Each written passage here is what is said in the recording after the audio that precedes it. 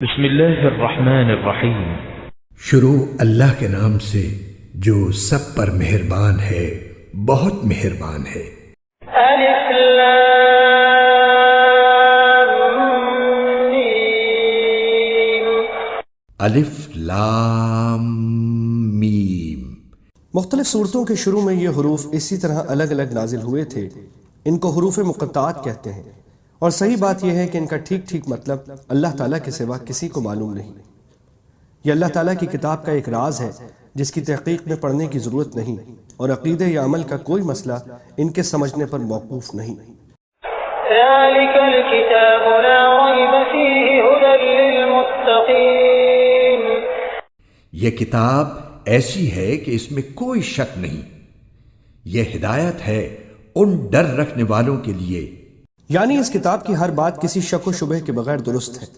انسان کی لکھی ہوئی کسی کتاب کو 100% شک سے بالاتر نہیں سمجھا جا سکتا، کیونکہ انسان کتنا ہی بڑا عالم ہو، اس کا علم محدود ہوتا ہے، اور اکثر اس کی کتاب اس کے ذاتی گمان پر مبنی ہوتی ہے۔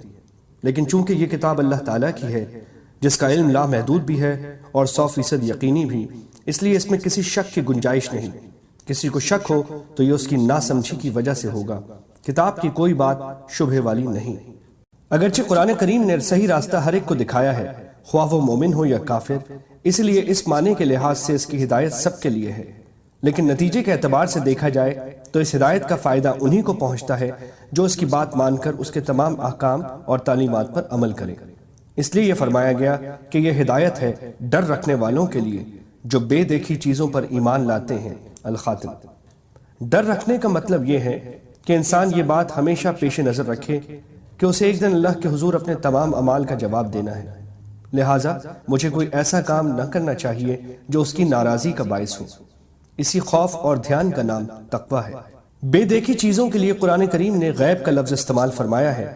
اس سے مراد وہ چیزیں ہیں جو آنکھوں سے دکھائی نہیں دیتی، نہ ہاتھ سے چھو کر یا ناک سے سونگھ کر انہیں محسوس کیا جا سکتا ہے، بلکہ وہ صرف اور صرف اللہ تعالیٰ کی وحی کے ذریعے معلوم ہوتی ہیں۔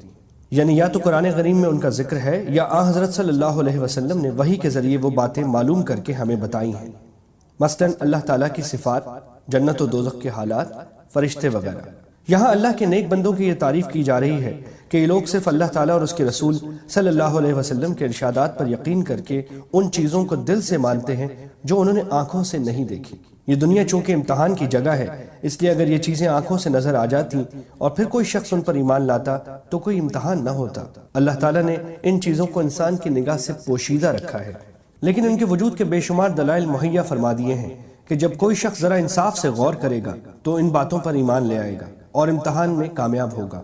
قرآن کریم نے بھی وہ دلائل بیان فرمائے جو انشاءاللہ آگے آتے رہیں گے۔ ضرورت صرف اس بات کی ہے کہ قرآن کریم کو حق طلبی کے جذبے سے غیر جانبدار ہو کر پڑھا جائے، اور یہ خیال دل میں رکھا جائے کہ یہ معاملہ ایسا نہیں ہے کہ اس میں لاپرواہی برتی جائے۔ یہ انسان کی ہمیشہ کی زندگی کی بہتری اور تباہی کا معاملہ ہے، لہٰذا یہ ڈر دل میں ہونا چاہیے کہ کہیں میری نفسانی خواہشات قرآن کریم کے دلائل ٹھیک سمجھنے میں رکاوٹ نہ بن جائیں۔ اس لیے مجھے اس کی دی ہوئی ہدایت کو تلاش حق کے جذبے سے پڑھنا چاہیے، اور پہلے سے دل میں جمے ہوئے خیالات سے ذہن کو خالی کر کے پڑھنا چاہیے تاکہ مجھے واقعی ہدایت نصیب ہو۔ یہ ہدایت ہے ڈر رکھنے والوں کے لیے کا ایک مطلب یہ بھی ہے